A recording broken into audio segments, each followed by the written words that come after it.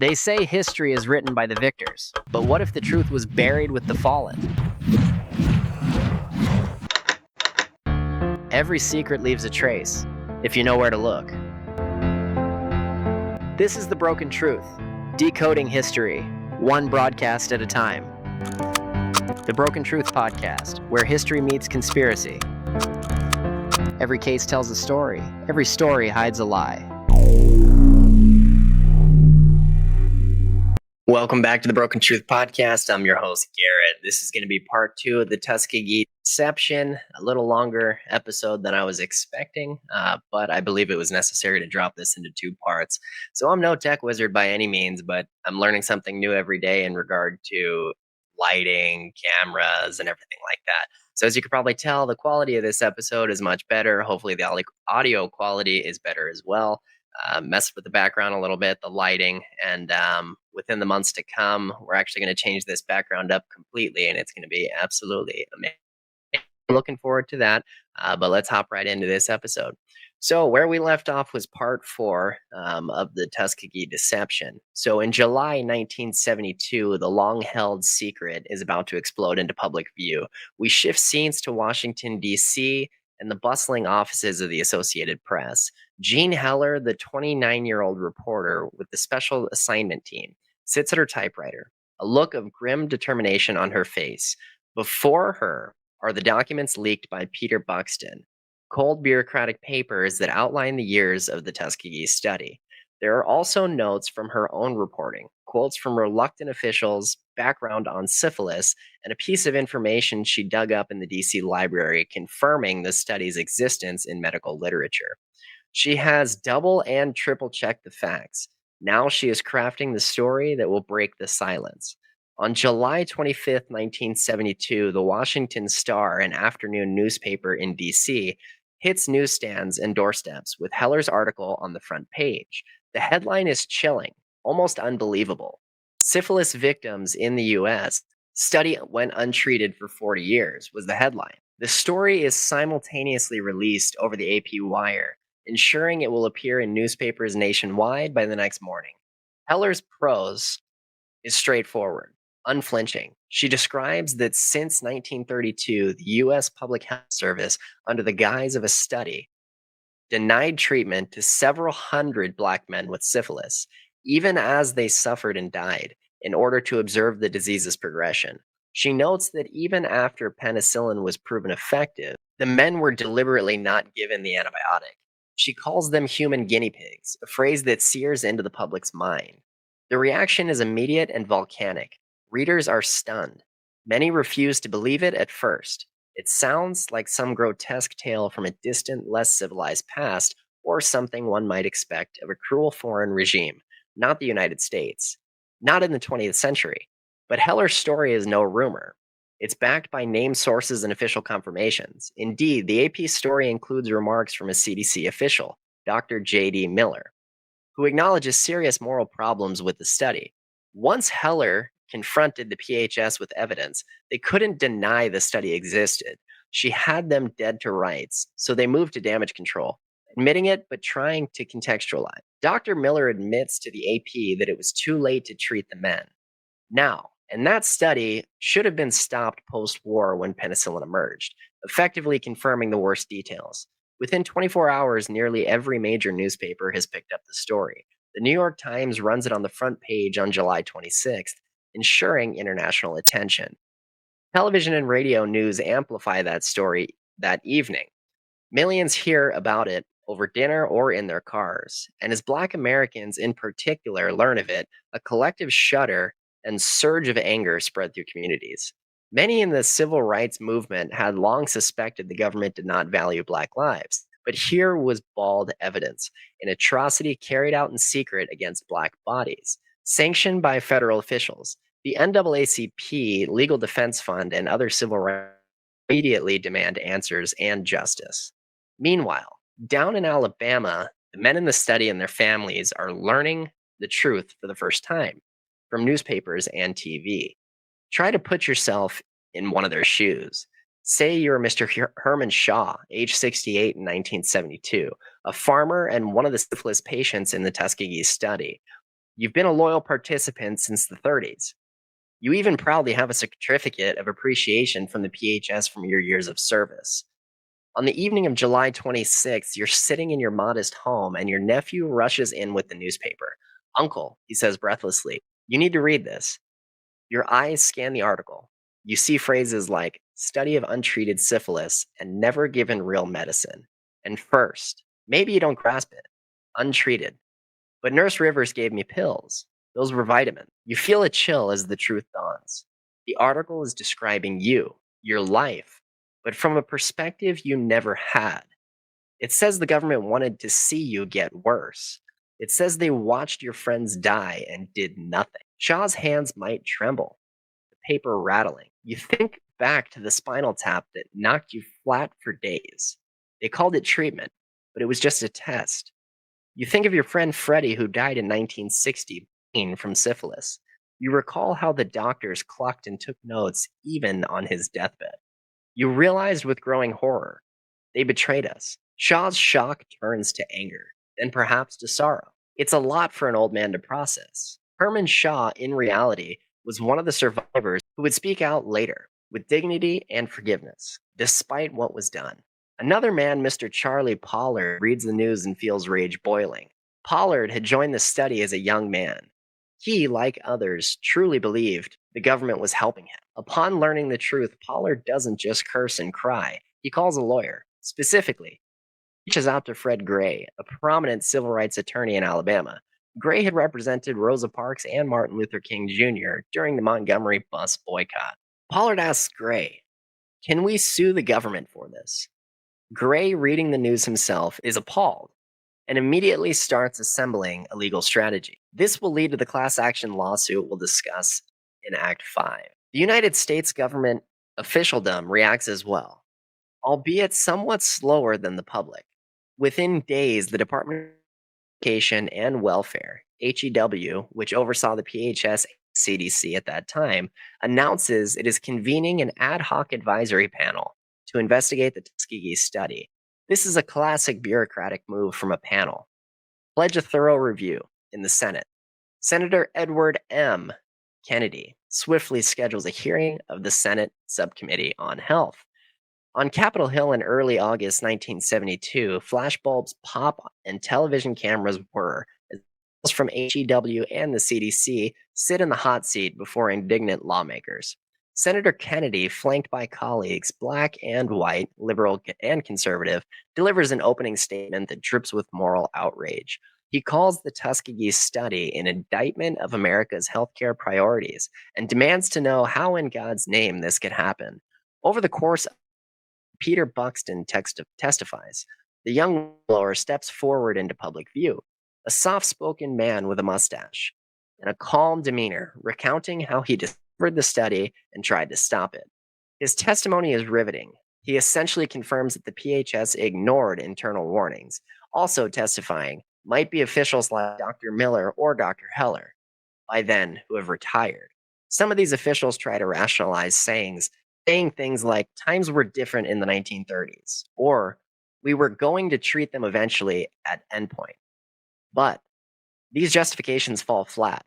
One senator reputedly compares the study's doctors to the infamous Nazi doctor Mengele, a hyperbolic but emotionally storytelling comparison of how people. The hearing and media coverage turned the Tuskegee study into a national scandal overnight. Public outcry is intense. Editorials in newspapers from the Washington Post to the Chicago Tribune to small-town gazettes condemn the study as a disgrace to the medical profession and a glaring example of racism in science.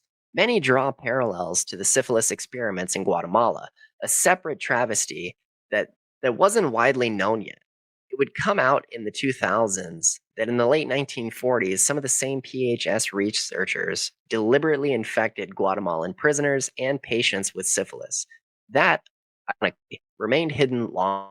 But Tuskegee alone is enough to prompt soul searching. How many other secrets lurk in medical closets? If the government could do this, what else might they have done? In Macon County, reporters descend. They interview the surviving men and their families. Photographs appear and on TV of these elderly black men with haunted eyes, standing by the tumble-down shacks or modest homes where they live out their twilight years. Now, as reluctant celebrities of a sort, living proof of an egregious wrong. The men's dignity in these interviews is often striking. Some express confusion. They still can't believe the government meant them harm. Others are clearly angry. They lied to me. Nurse Eunice Rivers also briefly comes under the spotlight. She's retired by 1972. She left the PHS around the time the study ended.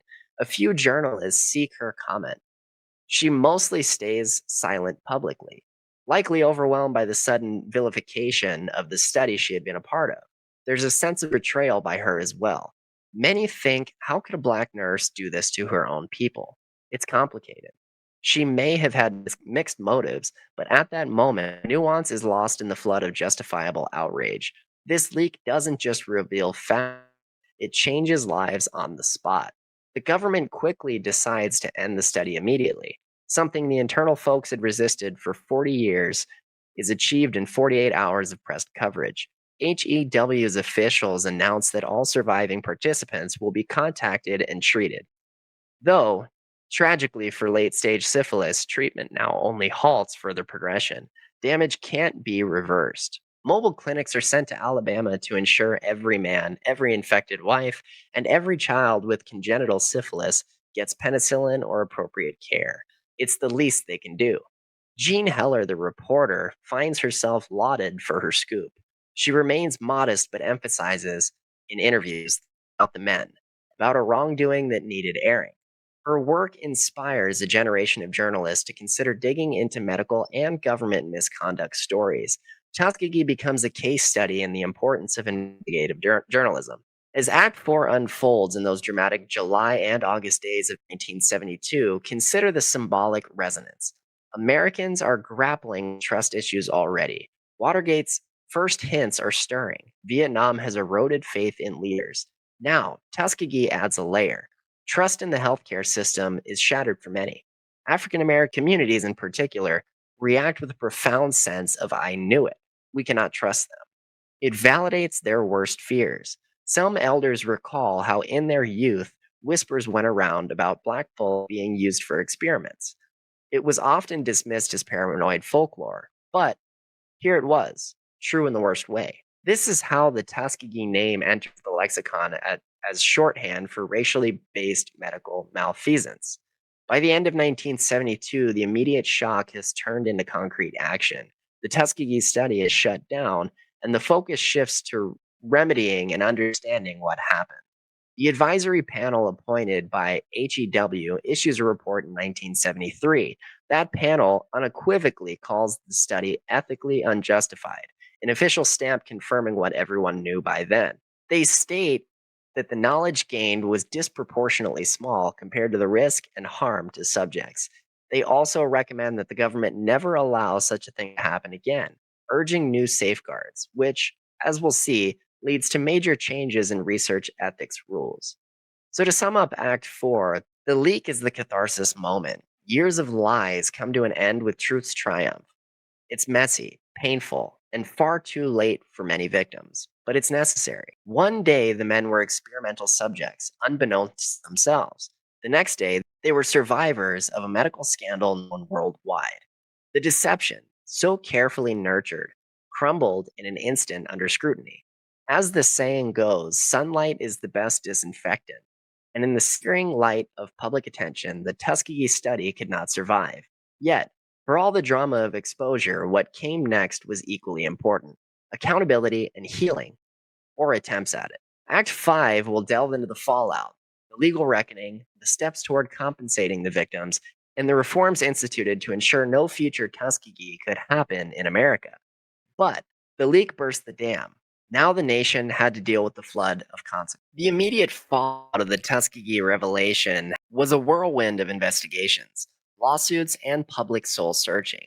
The shock and anger that followed the leak soon galvanized into action on multiple fronts: political, legal, and institutional. In Act 5, we follow the trajectory from outrage to attempts at justice and reform. Late 1972 to 1973, government response and investigations. With the Tuskegee study terminated, the U.S. Department of Health, Education, and Welfare, HEW, moved to triage the damage. The ad hoc advisory panel they convened wasted no time reviewing records and interviewing those involved. In October 1972, even before their final report, the panel's chair publicly declared that the study was ethically unjustified and should have been stopped years earlier.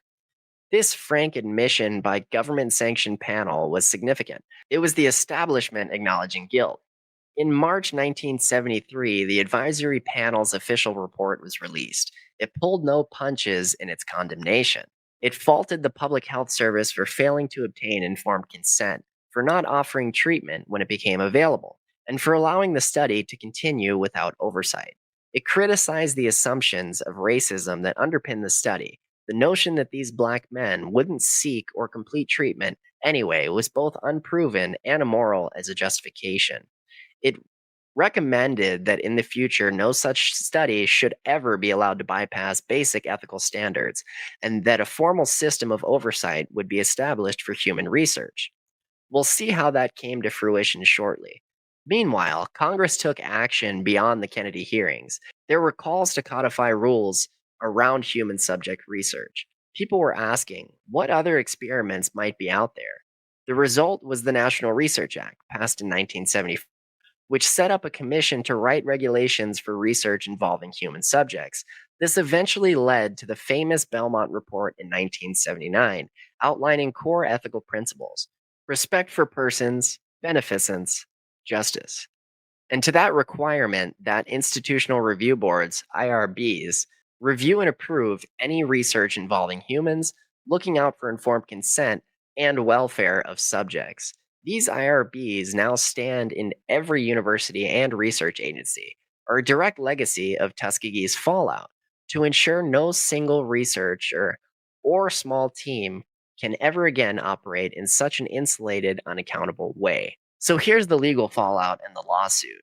On the legal front, one primary avenue for justice opened: a lawsuit against those responsible. In summer 1973, attorney Fred D. Gray, a legendary civil rights lawyer, filed a class action lawsuit on behalf of the surviving Tuskegee participants, the infected family members, and the heirs of those who had died. Gray's involvement was fitting. He had fought Alabama's segregationists and now would take on the U.S. government itself in court. The lawsuit named numerous defendants, including the federal government and specific officials from the PHS and CDC. Gray argued that the men's constitutional rights had been violated and that they had been assaulted. Every blood draw and spinal tap without consent could be seen as battery, and that they suffered harm due to negligence and outright cruelty. The government, likely eager to avoid a drawn out horrific public trial, opted to settle the lawsuit out of court in 1974. The terms of the settlement were significant: $10 million, equivalent to many times that in today's dollars, was to be paid. Each living participant with syphilis would get about $37,500, which is around $200,000 today, and each heir of a deceased participant about $15,000. The control group participants received a lesser amount. These sums were not trivial, couldn't possibly compensate for a lifetime of suffering or a lost loved one, but it was what the legal system offered as tangible redress. More importantly, for the survivors' present needs, the settlement pushed the government to establish the Tuskegee Health Benefit Program, guaranteeing all living participants and infected family members free lifetime medical care. Finally, they would receive proper treatment and attention, though tragically late. This program was funded through the U.S. Public Health Service. Over time, the benefits even extended to their children and eventually grandchildren born with health issues related to the study. The Public Health Service doctors, ironically, were now tasked with ensuring the men got the best care possible, an about face from their previous role. The lawsuit settlement did not require an admission of formal wrongdoing, standard in such settlements. But by that point, the admission was moot. Everyone knew wrong was done. Still, some of the individual doctors and officials remained publicly defensive. Dr. John Heller, who had headed the The Venereal Disease Unit for many years insisted to the press that nothing unethical had been intended, and that the men were volunteers who received satisfactory care. These self justifications rang hollow and were met with public scorn. The overall sentiment was that no excuse could wash away the stain. Heller and his colleagues retreated into obscurity, their reputations tarnished. Impact on medical institutions. In the fallout, the CDC and PHS underwent internal reckoning. There were personnel changes. Some who had been involved resigned or took early retirement. It was clear that the culture had to change. One direct outcome was that the medical schools and public health programs began incorporating medical ethics and lessons from Tuskegee into their curriculum. A generation of new doctors would be taught. Remember Tuskegee and do not let it happen again. The community and cultural fallout, the African American community's reaction, beyond anger, included a deepened mistrust of health institutions. Historians and sociologists have noted that after 1972, there was a measurable decline in African American participation in medical programs and an increase in conspiracy theories about government health plots, like the belief that HIV and AIDS was deliberately introduced, a rumor partially fueled by well founded distrust from Tuskegee. The term Tuskegee became a watchword.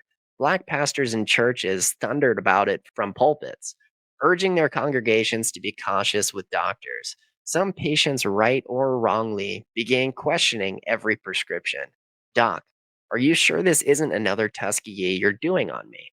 The medical establishment had to work to rebuild trust, a process still ongoing decades later. Recognizing this chasm of trust, in the immediate aftermath, a group of concerned individuals, including Black health professionals and some of the surviving men, came together to discuss how to heal.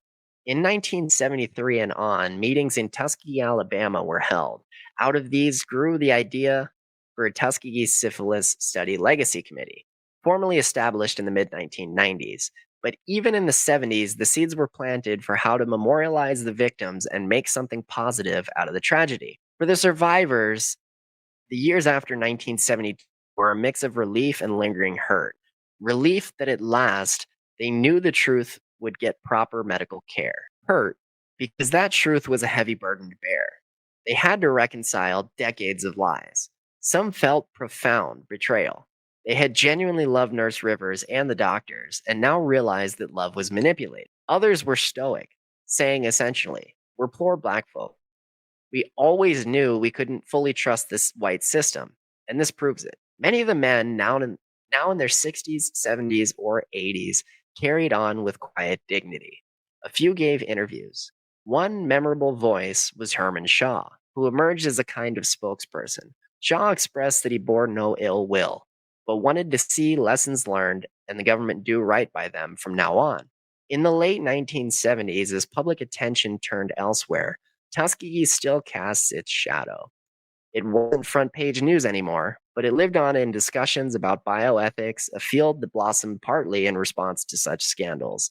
University bioethics centers used Tuskegee as a case study, debating questions like, could the racism inherent in Tuskegee still influence research unconsciously? How to ensure voluntary informed consent truly means something, particularly when working with disadvantaged or illiterate populations, as in Tuskegee. The name became a grim shorthand in the medical papers. Ever since, Tuskegee researchers must be cautious too. By the late 70s, major reforms were codified. In addition to the IRBs, laws now demanded informed consent documentation for any federally funded research involving humans. The days of a doctor simply deciding what was best in the name of science without a subject's knowledge. These regulations, supervised by newly formed offices within HEW, later Health and Human Services, the HHS, aim to enforce ethics with the weight of law. Sorry to interrupt your regularly scheduled podcast, but this episode is brought to you by the Broken Truth merch. Support the show.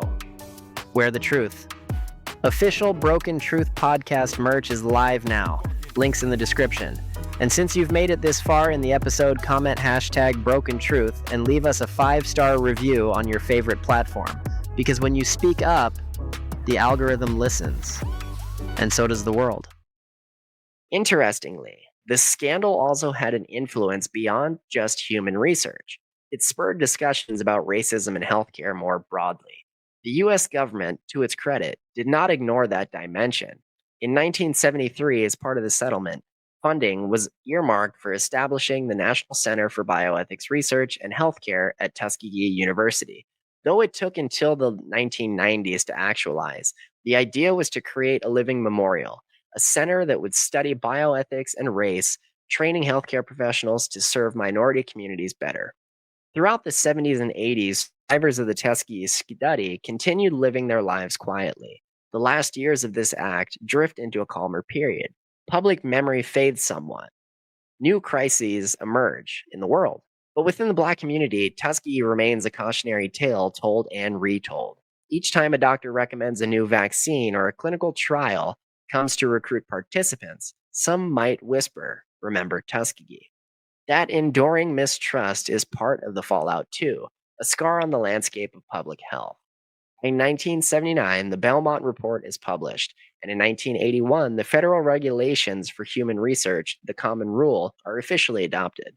The Tuskegee study is frequently cited in their preamble. It took the sacrifice, unwilling and unaware, of those 600 men to galvanize such change, a tragic cost for necessary reform. As the act draws to a close, the surviving Tuskegee men are now elders. They gather occasionally at annual reunions organized in Tuskegee, supported by the CDC's health benefits program. Photographs from those reunions show a dwindling group, smiles on weathered faces, often wearing their Sunday best, some with cane. The CDC sends doctors and nurses to checkups at these gatherings, a poignant inversion. Now the government is making house calls to care for them. There's a mixture of tenderness and sadness in these scenes. Tenderness because finally these men are being treated with the care and respect they deserved all along. Sadness because it came so late and only after so much harm. One cannot talk about without acknowledging that despite everything, no criminal charges were ever brought against the individuals who ran the Tuskegee study. There was no formal trial akin to Nuremberg for them. Why? Partly because at the time of the study's conduct, there were no specific laws they broke. Shockingly, it wasn't clearly illegal to do what they did. Unethical, yes, but our system didn't criminalize such research behavior then. By the time of exposure, most key figures were old or dead or retired. The focus thus went to systemic fixes and civil compensation rather than punitive justice. Some found this unsatisfying, that not a single doctor lost his pension or went to jail for it. But in practical terms, dragging them to court might have been a futile gesture. Instead, the legacy would be carried in reforms and, as we'll see, in efforts to memorialize what happened. Act 5 underscores that Tuskegee's fallout was not just about punishing a past wrong, but about building safeguards for the future. The men's suffering ignited a drive so that future generations would be safe from similar exploitation. As we move to the final act, we'll consider that broader legacy, how Tuskegee has been remembered, taught, and how it continues to influence both the Black community's relationship with medicine and the ethical framework of all scientific research.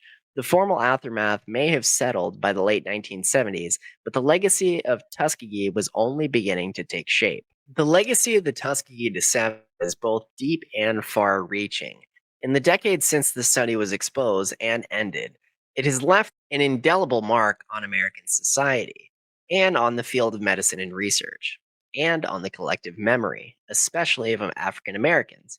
Act 6 explores how Tuskegee is remembered and how it has transformed policies, perceptions, and lives. A stain on the nation's conscience. In May 1997, a poignant scene unfolded in the East Room of the White House. Aged Black men, some in wheelchairs, some stooped with canes, gathered with their families. They wore suits and ties, looking both proud and wistful. These were the final survivors of the Tuskegee study, by then only 8 in number. They had been invited to the White House by the President of the United States to be honored and to receive something they had long deserved, an apology. Standing before a national TV audience, President Bill Clinton addressed them and the American people. The United States government did something that was wrong. deeply, profoundly, morally wrong. He said, with his voice heavy with emotion, "What was done cannot be undone. We can end the silence. We can stop turning our heads away." He turned directly to the elderly men before him, calling them by name: Mr. Shaw, Mr. Pollard, Mr. Howard, and others. On behalf of the American people, Clinton continued, "I am sorry." As he spoke those words, some of the men nodded. Others had tears in their eyes. One of them, Herman Shaw, then about 94 years old, stood up and graciously accepted the apology on behalf of all affected families. He spoke of forgiveness, hoping that this acknowledgement could bind up the wounds, open the healing. This formal apology broadcast live was a symbolic capstone to the legacy of Tuskegee. It came 25 years after the story broke, and it marked the first time the government, at its highest level, took public responsibility. The apology was not just to the survivors, but to all African Americans and to every citizen who values justice. It acknowledged the lingering broken trust that Tuskegee had caused. President Clinton announced steps to rebuild that trust: the formation of a bioethics center at Tuskegee University, funding to help establish what became the Center for Bioethics in Research and Healthcare, which opened in 1999, and initiatives to ensure research is done ethically with community involvement, commemorating and educating all of this. In the 1990s, interest in Tuskegee was renewed as the 25th anniversary of its end approached. Documentaries like PBS's The Deadly Deception and articles revisited the story, ensuring new generations heard it. Tuskegee University established a legacy museum near the site of the old hospital where Miss Rivers' boys once went. This museum houses original medical equipment, copies of records, and personal items from participants. It tells the story from the perspective of the victims, ensuring they are remembered not as mere subjects, but as human beings who suffered an injustice. Visitors can see photographs of the men, young and strong in the 1930s, then older and frailer in later years, putting faces to the facts. The term Tuskegee itself has become part of the lexicon. Medical students are taught about the Tuskegee syphilis study in ethics classes as a prime example of what not to do. It's often mentioned alongside other dark chapters like the Nazi experiments or the radiation tests on unwitting civilians. Tuskegee has a particular resonance because it happened under our own flag, to our own citizens. It forces students and doctors to confront issues of racial bias in healthcare. Why were only Black men chosen? How did prejudice enable the rationalizations? Those questions remain painfully relevant as disparities persist in health outcomes and treatment. Perhaps the most profound legacy is the mistrust Tuskegee ingrained in many African Americans toward medical institutions. Even decades later, surveys reveal that a significant portion of the Black community is aware of Tuskegee, far more so than whites. And that awareness correlates with wariness and things like clinical trials, organ donation, or government vaccine programs. During the COVID-19 pandemic in 2020, for assistance, public health experts repeatedly had to address Tuskegee when discussing vaccine hesitancy in Black communities. People would say, "I don't want to be a guinea pig like those men in Tuskegee," even though the context differs. The ghost of Tuskegee looms whenever trust in medicine is low. This mistrust has real consequences. There's research suggesting that after 1972, the life expectancy of Black men dipped relative to whites in part due to reduced interaction with the medical system, a chilling echo that some attribute in part to the Tuskegee effect. Recognizing this, health leaders have tried to be proactive, partnering with Black churches, hiring more Black physicians, emphasizing transparency and community consent in research. Legacy of Tuskegee, then, has pushed some positive change in how researchers approach communities. They know trust must be earned, not assumed. On an institutional level, Tuskegee's legacy is visible in the rules that now govern all human research. Today, if a scientist wants to study a new treatment or even observe a group of people in a study, they must go through an institutional review board, IRB. That board asks tough questions. Are participants giving informed consent? Are they being fully informed of risks and benefits? Is the selection of subjects fair and equitable? No exploitation of a vulnerable group. Is there a plan to monitor their well being and withdraw them if needed? These questions stem from principles laid out in the Belmont Report, principles influenced by Tuskegee and other ethical failures. We also now have the Office for Human Research Protections, OHRP, in the federal government, an entity set up after Tuskegee via the 1974 National Research Act and subsequent regulations, specifically to enforce human subject protection guidelines. Essentially, Tuskegee led to a whole framework of laws and oversight that try to make sure research subjects have autonomy and safety. Internationally, too, Tuskegee's infamy contributed to revisions of the Declaration of Helsinki, key document governing ethical medical research worldwide. The legacy has thus saved untold lives and preventing similar abuses from being repeated, at least in mainstream regulated research. What happens outside the law is another matter.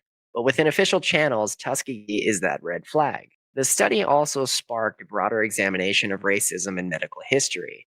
In the years since, historians have highlighted events like exploitation of Black bodies in slavery era medical experiments, or the story of Henrietta Lacks, a Black woman whose cancer cells were taken without consent in 1951 and used extensively in research. Tuskegee often serves as the gateway for these discussions. It forces medicine to reckon with its past and present. Efforts like increasing diversity in clinical trials directly address one ironic flip side of Tuskegee. Fear of exploitation sometimes leads underrepresentation of minorities in research, which can be harmful too.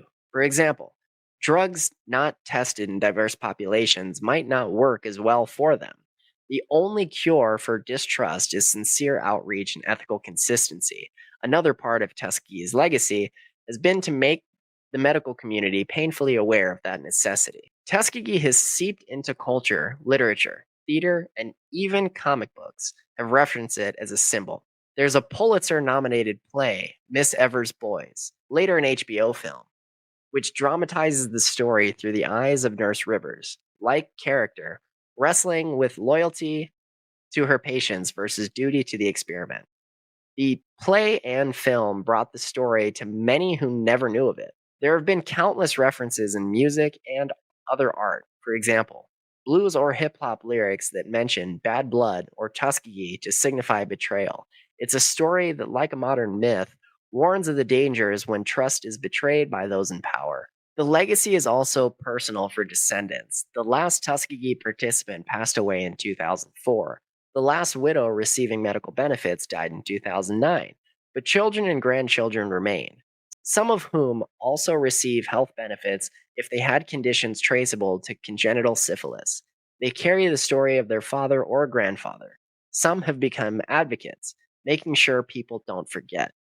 In 2022, the Milbank Memorial Fund, one of the funders of the study's early phase before it went rogue, apologized to descendants for its role, showing how even many decades on, institutions connected to Tuskegee still feel the need to atone and make amends. When you visit Tuskegee, Alabama today, beyond the university's well-kept campus, you find the grave sites of a few men who were in the study. They might not have fancy headstones. Some are in modest church graveyards, but every year or so, a small ceremony might take place where locals and scholars, and sometimes relatives, gather to lay wreaths or say prayers in their memory. This is part of the legacy too, remembering the names and lives behind the term Tuskegee study. The Legacy Committee in 1996 had a goal that was not just an apology, but also education and remembrance. They wanted a center at Tuskegee, which exists, and an ongoing conversation about ethics and race, which continues. In sum, Tuskegee's legacy is dual. It is a cautionary tale that still fuels mistrust and demands vigilance, reminding us how easily prejudice and unethical thinking can infect even well established institutions. But it's also a catalyst for positive change. Many of the protections we take for granted in modern medicine are there because Tuskegee showed us what happens in their absence. It galvanized Black Americans to demand respect in healthcare and to take seats at the table in medical decision making, whether as researchers, reviewers, or community advisors. One might say the legacy is still evolving. Each time a new public health campaign is launched, officials think about Tuskegee. and plan how to engage communities transparently. Each time a research trial begins, IRBs channel the lessons of Tuskegee by asking, are we fully respecting our participants? Finally, Tuskegee's legacy is a human one. It resides in the voices of men like Charles Pollard, who said, after the truth came out, we were treated unfairly, to some extent like guinea pigs. The only thing I knew was that they just kept saying I had the bad blood.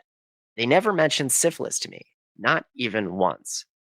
It resides in the grace of Herman Shaw, who forgave but insisted on recognition. It lives on in every patient who now asks their doctor a skeptical question, and in every doctor who knows they must earn their patient's trust, not assume it. It is a story that will continue to be retold, not to open old wounds for pain's sake, but to ensure those wounds finally heal cleanly by never letting such deception occur again.